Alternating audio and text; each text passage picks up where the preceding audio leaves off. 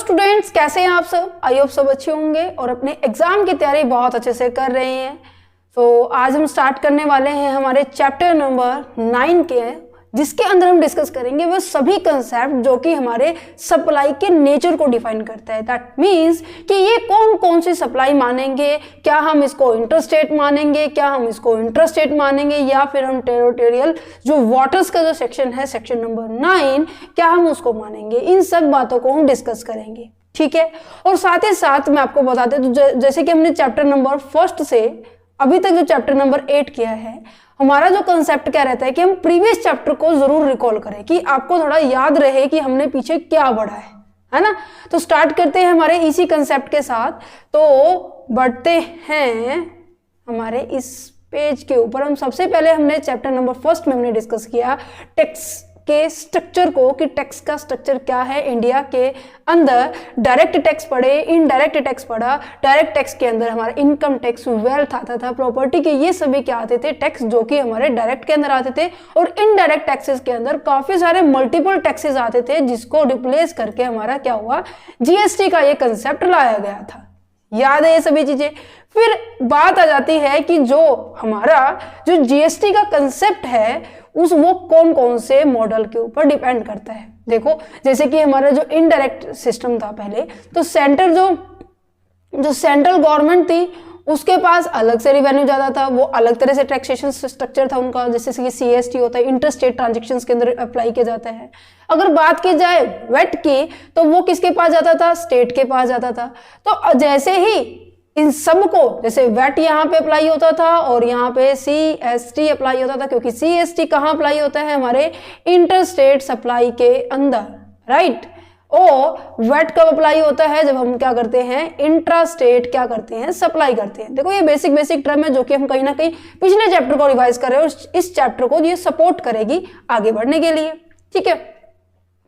अब यहां पर इन टैक्स को हटा दिया गया, रिप्लेस करके इनके अलावा इनको रिप्लेस करके क्या लाया गया है, जीएसटी का कंसेप्ट लाया गया है, जिसको क्या कहा जाता है, ये इनडायरेक्ट सिस्टम टैक्स है, क्योंकि सारे के सारे तो इनडायरेक्ट टैक्सेस को हटाया है ना, तभी तो इसको क्या कह रहे हैं, हम इनडायरेक्ट टैक्स कह रहे हैं। कब आया था, 1 जुलाई 2017 के अंदर भारत के अंदर ये इंप्लीमेंट हुआ था, केवल जम्मू कश्मीर को छोड़ के, क्योंकि जम्मू कश्मीर में 1 हफ्ते के बाद इंप्लीमेंट हुआ था, ठीक है जी। अब इसको क्या क्या नाम से जाना जाता था, ये क्या है, हमारा इनडायरेक्ट टैक्सेस है, ठीक है। और ये कब अप्लाई होता है, टैक्सेबल इवेंट पे होता है, टैक्सेबल इवेंट पे होता है। और टैक्सेबल इवेंट किसे कहेंगे, हम सप्लाई को कहेंगे, चाहे सप्लाई किसकी हो रही हो, गुड्स की हो रही हो, या फिर मैं कहूं सर्विसेज की हो रही हो, वहां पे हमारा क्या होता है, जीएसटी अप्लाई होता है। और क्या बातें थी इसके अंदर याद करने की, कि जो जीएसटी है वो हमारा ड्यूल मॉडल है। ड्यूल मॉडल का मतलब क्या है, कि जो यहां से जनरेट होने वाला जो रेवेन्यू है वो सेंटर के पास भी जाएगा और स्टेट के पास भी जाएगा, 50-50%। क्या आपको इतना सब पता है जीएसटी के बारे में? अगर किसी को नहीं भी पता है तो चलो, स्ट्रक्चर तो अब आपको क्लियर हो गई होगी कि ये इनडायरेक्ट टैक्सेस है, टैक्सेबल इवेंट हमेशा सप्लाई के ऊपर होगा, और ये ड्यूल मॉडल के ऊपर डिपेंड करता है, मॉडल के बेस पे है, क्योंकि सीजीएसटी भी अप्लाई होता है, एसजीएसटी भी अप्लाई होता है, और ये इन दोनों को अगर हम प्लस करें तो ये हमेशा आईजीएसटी के इक्वल होता है। जैसे कि मैंने कहा, यहां पर 100% हो गया, ओके, ठीक है। ऐसा क्यों कहा जाता है, क्योंकि सीजीएसटी एसजीएसटी कब अप्लाई होता है, ये हमने एप्लीकेबिलिटी भी देख ली थी कि कब होता है, और इसका रेट भी स्ट्रक्चर देखा था कि मैक्सिमम 20% तक ये हो सकता है, 20% हो सकता है। तो इसका मतलब क्या है, आईजीएसटी कितना हो सकता है, मैक्सिमम 40% हो सकता है, ठीक है जी। ये हमारा चैप्टर हो गया कवर। देन उसके बाद हमने देखा था कि जो सीजीएसटी एसजीएसटी कब अप्लाई होता है। एग्जाम्पल दिया था ना मैंने आपको, होटल रेस्टोरेंट का दिया था, मैंने आपको एक रिसिप्ट भी दिखाई थी जिसके अंदर मैंने खुद सर्विस ली थी। वहां पे क्या लगा था कि हमारा सीजीएसटी एसजीएसटी लगा था। क्यों? क्योंकि मैंने क्या किया था, विदिन स्टेट क्या की है, गुड्स एंड सर्विसेज की सप्लाई कर रही हूं, तब मेरे ऊपर क्या लगेगा, ये दोनों कंसेप्ट लगेंगे, सीजीएसटी एंड एसजीएसटी। अगर मेरी जो सप्लाई जो है, चाहे वो गुड्स की है चाहे वो सर्विसेज की है, आउट ऑफ स्टेट जा रही है, आउट ऑफ स्टेट आ रही है, मतलब कि एक स्टेट में नहीं है, चाहे वो दो स्टेट हो अलग अलग, चाहे वो दो यूनियन टेरिटरी हो अलग अलग, चाहे वो एक यूनियन टेरिटरी है एक स्टेट है, ऐसे अलग अलग है, तो हमारे ऊपर क्या लगता था, IGST लगता था। Is it clear? क्या ये सारे के सारे कंसेप्ट आपको रिकॉल हुए अभी? ओके जी, यही हमें रिकॉल कराने थे। चलो तो बढ़ते हैं चैप्टर के ऊपर। देखो नेचर ऑफ सप्लाई सबसे पहली बात आती है, किसके ऊपर डिपेंड करती है? फर्स्ट पॉइंट ये आता है कि आपको पता होना चाहिए कि आपके सप्लायर की लोकेशन क्या है। किसके ऊपर? Location of supplier. सप्लायर बोले तो मतलब कि वो पर्सन की बात की जा रही है जो आपको सामान प्रोवाइड किया जाएगा, ठीक है। दूसरा डिपेंड करती है प्लेस ऑफ सप्लाई। देखो प्लेस ऑफ सप्लाई का जो चैप्टर है ना, चैप्टर नंबर 7 के अंदर हमने डिस्कस किया था कि किस किस को प्लेस ऑफ सप्लाई मानेंगे, है ना, और हमने इनको अलग अलग क्राइटेरिया के अंदर भी डिस्कस किया था कि प्लेस ऑफ सप्लाई कैसे हम डिसाइड कर रहे हैं। ओके, तो नेचर ऑफ सप्लाई जो है हमारे इन दो कंसेप्ट के ऊपर बेस होती है कि या तो हम सबसे पहले लोकेशन ऑफ सप्लाई देखेंगे या फिर हम क्या देखेंगे, प्लेस ऑफ सप्लाई देखेंगे। देन हम डिसाइड करेंगे कि वो जो सप्लाई है इंटरस्टेट सप्लाई है या फिर इंट्रास्टेट सप्लाई है। अब आपको इन दोनों का मतलब पता होना चाहिए, तो हम बढ़ते हैं फिर एक छोटे से एग्जाम्पल के ऊपर। देखो क्या कहता है ये एग्जाम्पल, ध्यान से सुनना इस चीज को। देखो मैं यहां पे एक लेके चल रही हूं हरियाणा, ठीक है, ये है मैं अपना हरियाणा, और आप है गारमेंट्स की शॉप, आपका मैन्युफैक्चरर है आप, और आप हरियाणा के अंदर के जितने भी स्टेट हैं, जैसे कि मैं कहूं रोहतक के अंदर, सोनीपत के अंदर, पानीपत के अंदर, करनाल के अंदर, ठीक है, झज्जर के अंदर, रेवाड़ी, कुरुक्षेत्र के यूके कुरुक्षेत्र जो है हमारी, मतलब कि जो हरियाणा के अंदर, और ये जो है मैन्युफैक्चरर ये कहां से बिलोंग करता है? मान लो ये बिलोंग करता है आपके ये मान लेते हैं ये बिलोंग करता है अंबाला से। अंबाला में ये क्या है, जो साड़ी मार्केट है उसका ये ओनर है, ठीक है। वहां पर ये क्या करता है, अपने जो साड़ी की, ये जो साड़ी का प्रोडक्शन कर रहा है, साड़ी को मैन्युफैक्चर कर रहा है, वहां से ये हर अपने डिस्ट्रिक्ट में दे रहा है, हरियाणा की जितने भी डिस्ट्रिक्ट है उसके अंदर सब में डिस्ट्रीब्यूट कर रहा है। तो कहने का मतलब जब सप्लाई आपके विद इन स्टेट होती है, मींस की सेम स्टेट के अंदर ही आप क्या कर रहे हैं, सप्लाई कर रहे हैं, तो उसे हम क्या कहेंगे, इंट्रा स्टेट कहेंगे, ठीक है। इसके अंदर जरूरी नहीं है कि मैं स्टेट की बात कर रहा हूं, यहाँ पे यूनियन टेरिटरी भी हो सकती है। यूनियन टेरिटरी अपने अपनी यूनियन टेरिटरी के अंदर अपने अपने यूनियन टेरिटरी के जो डिस्ट्रिक्ट्स होते हैं, एरिया होते हैं, वही सप्लाई कर रहे हैं, तो वो भी इंट्रा स्टेट मानी जाएगी। तो कहने का मतलब सिंपली बात क्या है कि विद इन जो एरिया होता है उसे हम क्या कहते हैं, इंट्रा स्टेट कहते हैं। और इंट्रा स्टेट में हमेशा CGST और SGST दोनों कंबाइन करके लगते हैं, और इनकी, ठीक है, ये इतना समझ में आया। चलो तो फिर एक एग्जांपल लेते हैं हम इंटरस्टेट का। इंटरस्टेट का मतलब होता है कि मान लो ये है हरियाणा, और हरियाणा ने डील की पंजाब से, और साथ ही साथ डील की आपने दिल्ली से। अगर ऐसा सिचुएशन है कि एक स्टेट ये है, दूसरा स्टेट ये है, स्टेट टू स्टेट आप ट्रांजेक्शन्स कर रहे हैं, या फिर ऐसा भी हो सकता है एक यूनियन दिल्ली है जैसे कि, ठीक है, ये चंडीगढ़ है, ये यूनियन टेरिटरी आपस में डील कर रही है, तो क्या मानेंगे हम, इंटर स्टेट मानेंगे। दैट मीन्स जब टू डिफरेंट लोकेशन है, यहाँ पे सप्लायर अलग है, प्लेस ऑफ जो सप्लाई है वो अलग है, बट यहाँ पे जो प्लेस ऑफ सप्लाई थी, कहाँ सप्लाई हो रही है, हरियाणा के अंदर ही हो रही है। कहां से, जो सप्लायर वो कहां से बिलोंग करता है, वो भी हरियाणा से है। तो दैट मींस जो सप्लायर की लोकेशन है और जो प्लेस ऑफ सप्लाई है, अगर वो दोनों क्या है, आपकी सेम है, तो उसे हम क्या ट्रीट करेंगे, हम उसे ट्रीट करेंगे इंट्रा स्टेट ट्रीट करेंगे। नेचर ऑफ सप्लाई हमारी क्या होगी, इंट्रा स्टेट होगी। अगर इन केस जो आपका सप्लायर है, प्लेस ऑफ सप्लाई है, दोनों की दोनों क्या है, डिफरेंट है, चाहे वो डिफरेंट किसी भी फॉर्म में हो सकती है, कि एक स्टेट हो सकता है, एक यूनियन टेरिटरी हो सकता है, या फिर दोनों स्टेट हो सकते हैं, या फिर दोनों टेरिटरीज हो सकती है, बट अलग अलग होंगी वो, ठीक है। तो यहाँ पे क्या मतलब निकल रहा है कि आप अपने विद इन एरिया नहीं कर रहे, आप अपने आउटसाइड द एरिया की बात कर रहे हैं, मींस कि अपने एरिया से बाहर भी क्या कर रहे हैं, आप सप्लाई कर रहे हैं, उसे क्या कंसीडर किया जाएगा, इंटर स्टेट सप्लाई किया जाएगा। ओके, क्लियर है इतना कंसेप्ट। अब ये बातें एज इट इज यहीं लिखी हुई है। क्या लिखा हुआ है कि जो इंडिया है वो कौन से कंसेप्ट के ऊपर बेस है, ये हमारा जीएसटी मॉडल जो क्या है, ड्यूल मॉडल है। ड्यूल मॉडल है जिसके अंदर क्या करते हैं, central government and state government वो दोनों के ऊपर राइट होता है कि वो जीएसटी को क्या कर सके, लिवाई कर सकते हैं। उनके ऊपर पूरा, उनके पास पूरा पावर होते हैं, उनके पास पूरे राइट होता है कि वो जीएसटी को इम्पोज कर सकते हैं। लिवाई का मतलब समझाया था, इम्पोजिशन एंड असेसमेंट करना, राइट। एंड कलेक्शन का पॉइंट हमारा अलग था जो चैप्टर नंबर 5 के अंदर हमने डिस्कस किया था। On average supply of goods and services, चाहे वो दोनों अलग अलग भी हो सकती है या फिर दोनों भी हो सकती है, taken place with in a state और द यूनियन टेरिटरी, इनके पास ये प्रॉपर राइट होता है कि सेंट्रल गवर्नमेंट, स्टेट गवर्नमेंट की वो जीएसटी को अप्लाई कर सके। अब बात आ जाती है कि कैसे कैसे अप्लाई करेंगे। अगर पहली बात तो वो इंट्रा स्टेट हो सकती है और एक इंटर स्टेट हो सकती है। अगर वो इंट्रा स्टेट है तो जीएसटी कौन सा लगेगा, state GST and central GST 50-50%, जो मेन जीएसटी से आने वाला है उसका 50-50% क्या हो जाएगा, यहाँ पे डिस्ट्रीब्यूट हो जाएगा।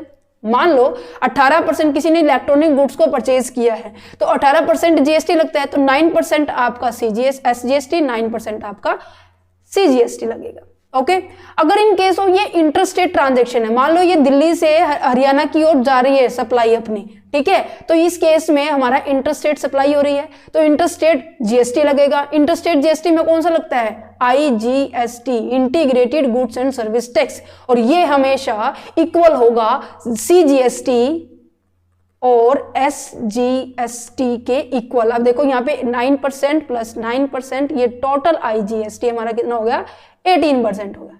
क्लियर है इतना पॉइंट, समझ में आ गया। आगे यही लिखा हुआ है, देखो क्या लिखा हुआ है, CGST plus SGST is equal to क्या होता है, आईजीएसटी होता है। ये तभी तो कंप्लीट हो रहा है, ये हमेशा इनकी जो अमाउंट होती है ना वो एक दूसरे की इक्वल होगी, ऐसे नहीं है कि आप बढ़ा के लगा सकते हो, नहीं।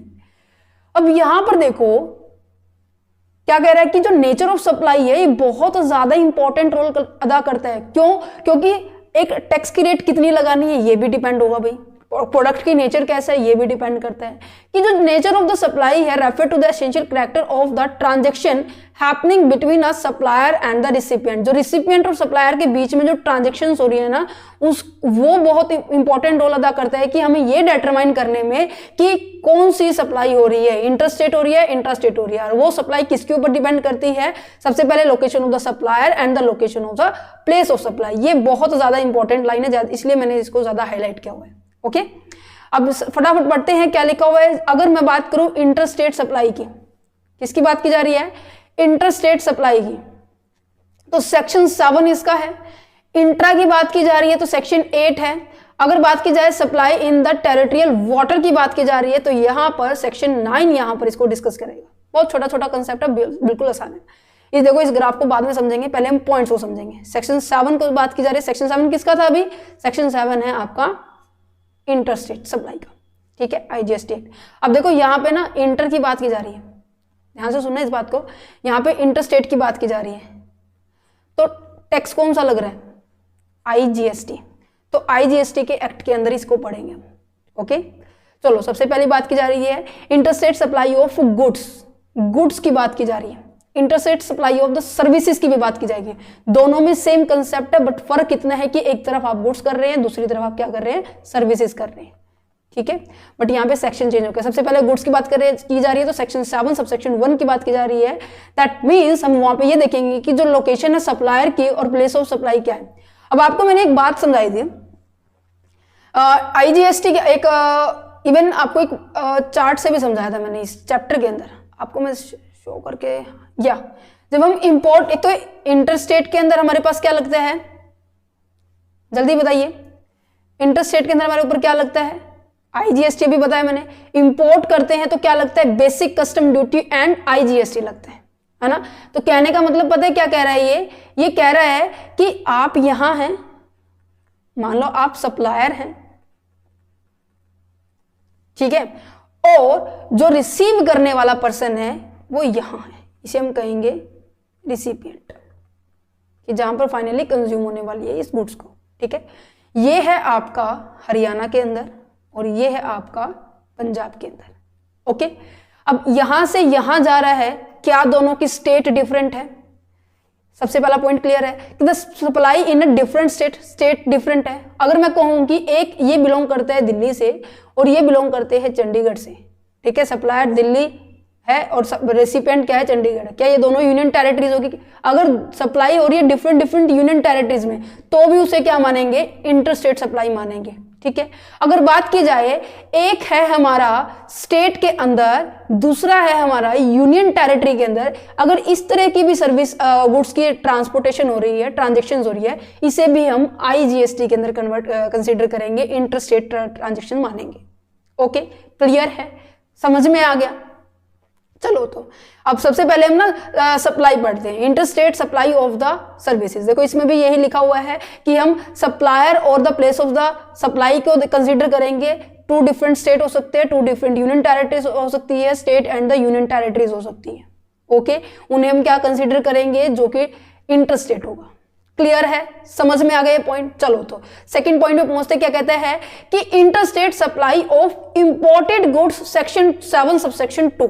इंपोर्टेड का मतलब क्या है कि यहां पे जो पर्सन है ना, इसने कहीं और से सामान मंगाया है। मान लीजिए यहाँ पे ये क्या है, इंडिया से बिलोंग करता है, जो पर्सन है दूसरा वो USA से बिलोंग करते हैं। ठीक है, अब इसने USA वाले ने क्या किया है, आपको सामान दिया है और आपने इसको क्या की है, पेमेंट की।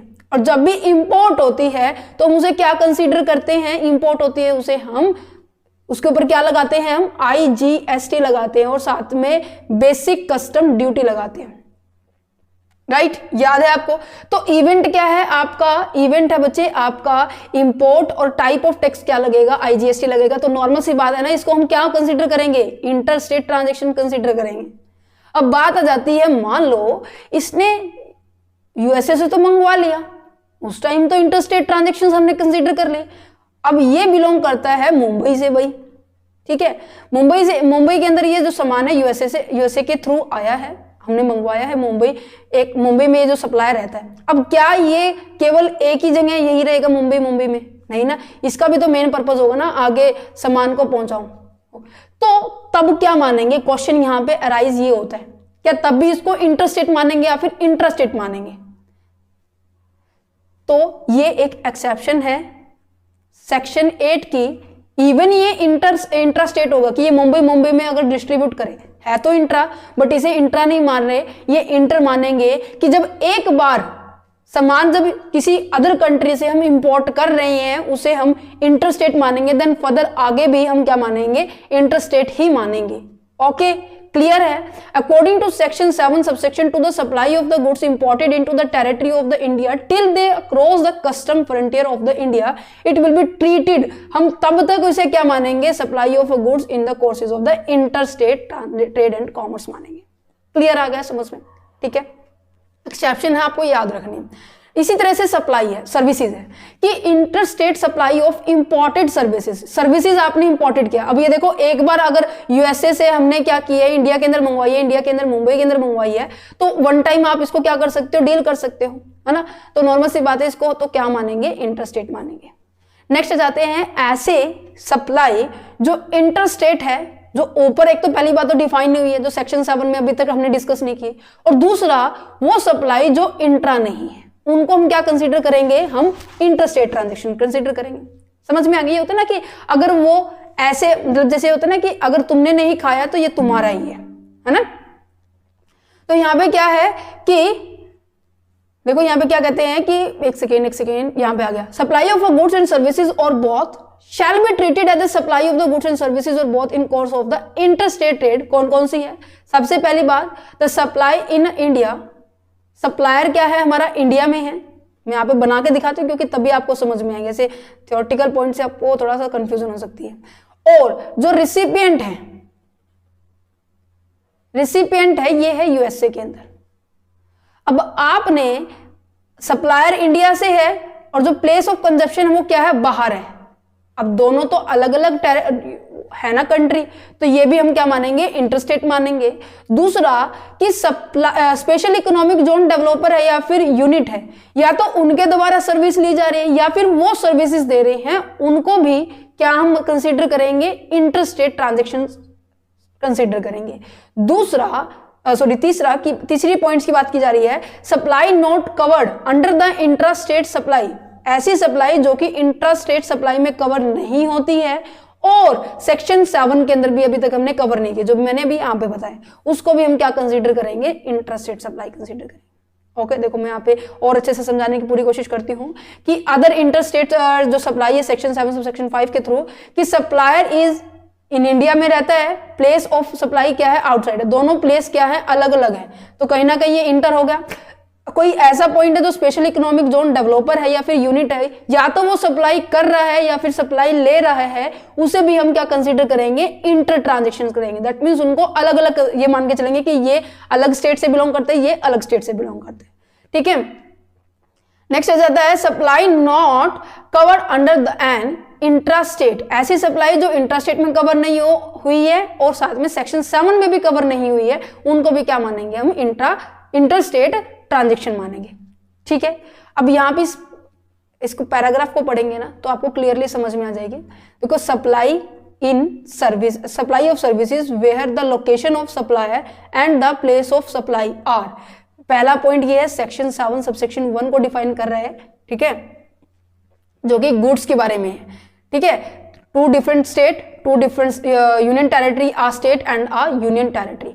नेक्स्ट क्या है, supply of services imported from the outside, आपने बाहर से क्या किया, इंपोर्ट किया है into the territory of India, तो उसे भी हम सेक्शन 7 सबसेक्शन 2 के अंदर हमने इसको डिस्कस किया। सेक्शन 7 सबसेक्शन जो हमारा 3 है, जो कि हमारा सर्विसेज के रिगार्डिंग है।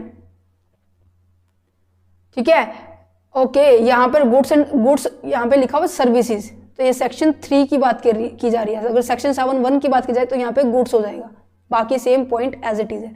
ये है सेक्शन 7 सबसेक्शन 4 कि export of a service into the following conditions, क्या, where the location supplier is located in India and the place of the supplier is outside India, and the special economic zone के बारे में बात की जा रही है। ओके, आई होप मैंने दूसरा चार्ट नहीं ऐड किया जिसके अंदर ये भी सेक्शन ऑलरेडी लिखा हुआ है। चलो कोई नहीं, आपको समझ में तो आ गया होगा।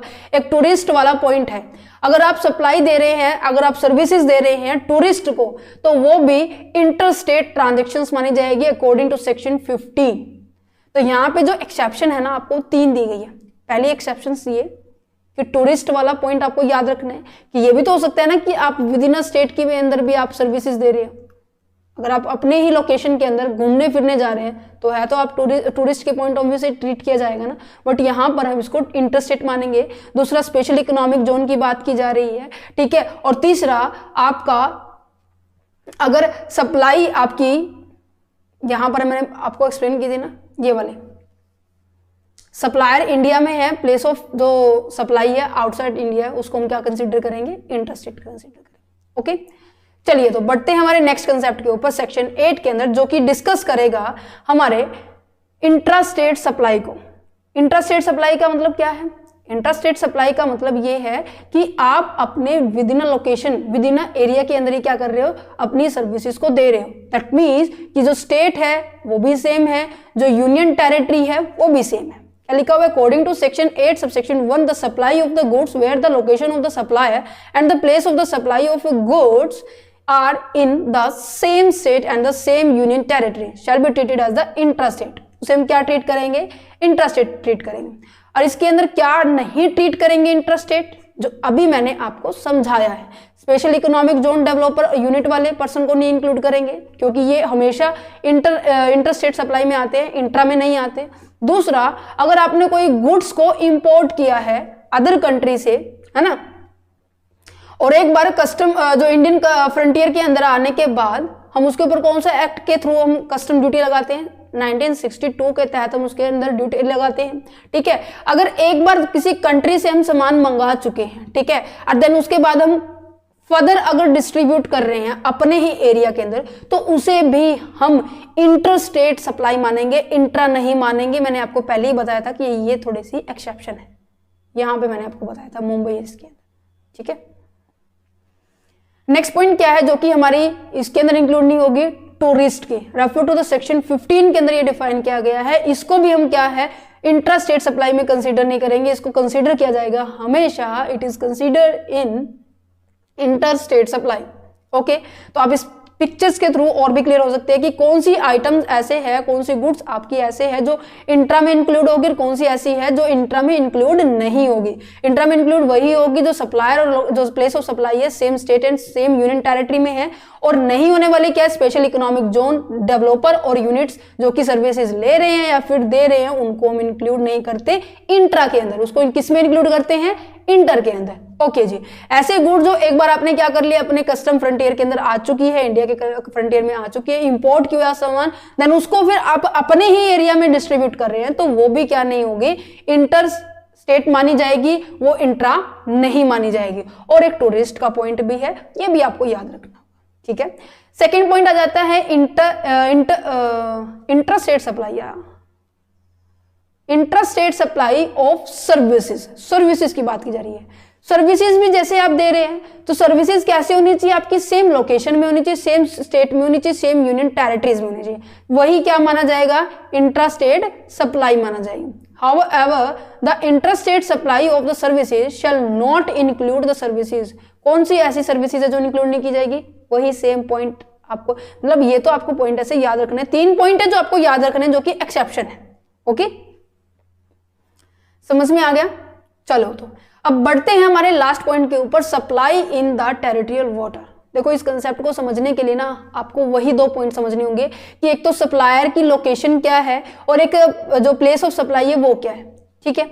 अब यहां पर टेरिटोरियल वाटर का मतलब पहले समझ लेते हैं कि ये क्या है, ठीक है।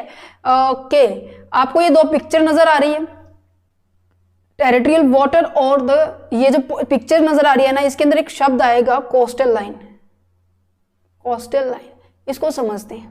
देखो टेरिटोरियल वाटर वो होता है जो कि वाटर के एरिया में एक ऐसा ओशन एरिया होता है जहां पर कंट्री का क्या होता है, कंट्रोल होता है उस एरिया के अंदर। जैसे कि हमारा घर होता है ना, फिर घर के सामने जो गार्डन होता है, या फिर मैं कहूँ कि एक जो गली है, उसमें आप ये सोचते हैं कि जिस घर जहां मेरा घर है उसके सामने जो एरिया है वो एरिया हमारा है। मान लो कि ऐसे आमने सामने 2 घर है, ठीक है, ये गली है, यहाँ पे ये घर है, यहाँ पे ये घर। आप हमेशा आपके माइंड में ना इमेजिनेशन होती है कि इतनी गली हमारी है, इतनी गली हमारी है, ऐसा होता है ना। इसी तरह से ये टेरिटोरियल वाटर का कंसेप्ट है, वो कहने का मतलब ये एक ऐसा समुद्री में आइलैंड पे एक ऐसा पानी से घिरा हुआ एक ऐसा प्लेस होता है जहां पर आप अपने गुड्स की सप्लाई करते हैं, अपने गुड्स की जो सर्विसेज है आप डिलीवर करते हैं। अब वो एक्चुअल लोकेशन कैसे जानी जाएगी?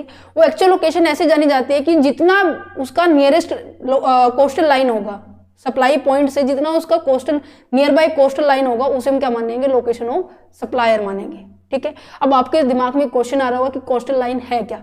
कोस्टल लाइन उसे बोला जाता है बच्चे जब क्या करती है, आपकी जो लैंड है, आपकी ये जो आपको जमीन दिख रही है, ये जो लैंड है एक ऐसे पॉइंट पर आके समुद्री पानी से या फिर ओशन से क्या है मीट करती है, उस पॉइंट को हम क्या कहते हैं? कोस्टल लाइन कहते हैं।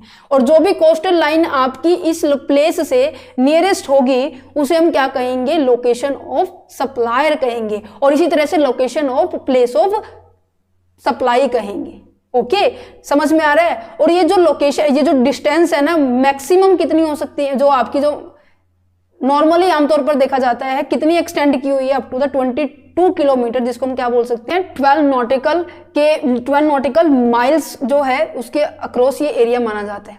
तो देखो अब क्या लिखा हुआ है कि the location of the supplier किसे ट्रीट करेंगे? Where the location of the supplier is in the territorial water, the location of such supplier deemed to be in the coastal state on the union territory where the nearest point. जो भी nearest होगा, मान लो कि ये वाला portion है, ठीक है, यहां से क्या हो रहा है, आपकी जो आप यहां से सप्लाई कर रहे हैं और आपके लोकेशन जाननी है, तो जो भी मान लो कि एक 19 किलोमीटर है, एक 22 किलोमीटर है, 20 है, एक 22 है, तो नियरेस्ट पॉइंट आपका ये है, तो इस वाले कोस्टल लाइन को हम क्या मानेंगे? लोकेशन ऑफ सप्लायर मानेंगे। इसी तरह से location of place of supply मानेंगे।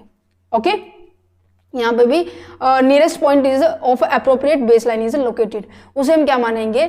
लोकेशन ऑफ सप्लायर मानेंगे, प्लेस ऑफ सप्लाई मानेंगे। उसी के बेस पे हम क्या करेंगे? फिर इंट्रास्टेट और इंटरस्टेट ट्रीट करेंगे। वैसे ये इंटरस्टेट होता है, ठीक है। बहुत देखो बेसिक सा कंसेप्ट था जिसके अंदर हमने डिस्कस कर लिया है कि इंटरस्टेट सप्लाई क्या होते हैं। इसके अंदर 5 पॉइंट आपको याद रखने हैं, जो कि फर्स्ट पॉइंट आपके थर्ड से मैच करता है, सेकंड पॉइंट आपके फोर्थ से मैच करता है, और जो फिफ्थ पॉइंट है कहीं ना कहीं ये एक्सेप्शन का पॉइंट है जो कि इंट्रा में इंक्लूड नहीं होता, ठीक है। और special economic zone developer and special economic zone units की बात करते हैं, और कोस्टल लाइन के फ्रंटियर के आने के बाद हम उसको इंट्रा नहीं मानेंगे। दूसरा टूरिस्ट जो प्लेसेस का बात की जाती है, टूरिस्ट पर्सन को क्या की जाती है, सर्विसेज दी जाती है, उसको भी हम इंटरस्टेट मानेंगे, इंट्रा नहीं मानेंगे। ओके, टेरिटोरियल वाटर का कंसेप्ट समझ लिया, तो यहाँ पे होता है हमारा चैप्टर फिनिश। नेक्स्ट चैप्टर के अंदर जिसके अंदर हम डिस्कस करेंगे टाइम ऑफ सप्लाई।